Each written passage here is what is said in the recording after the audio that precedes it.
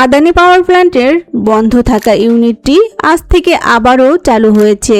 ঝাড়খণ্ডের গোড্ডা কেন্দ্র থেকে পুনরায় বিদ্যুৎ সরবরাহ শুরু হওয়ায় বড় স্বস্তি ফিরছে জাতীয় গ্রিডে। গত কয়েকদিন রক্ষণাবেক্ষণ ও কারিগরি সমস্যার কারণে ইউনিটটি থেকে উৎপাদন বন্ধ ছিল। এর ফলে দেশের বিভিন্ন এলাকায় লোডশেডিং এবং বিদ্যুৎ ঘাটতি দেখা যায়। কর্তৃপক্ষ জানিয়েছে, আজ সকাল থেকেই ইউনিটটি থেকে পুরোপুরি বিদ্যুৎ উৎপাদন শুরু হয়েছে। ইতোমধ্যে এই বিদ্যুৎ জাতীয় গ্রিডে যুক্ত হতে শুরু করেছে, যা ক্রমবর্ধমান চাহিদা মেটাতে বড় ভূমিকা রাখবে। বিশেষ করে গরমের এই সময়ে বিদ্যুতের বাড়তি চাহিদা সামাল দিতে আদানির এই সরবরাহ অত্যন্ত গুরুত্বপূর্ণ।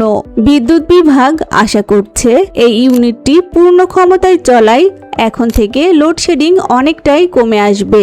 বর্তমানে প্ল্যান্টের অন্য ইউনিটগুলোও সচল রয়েছে।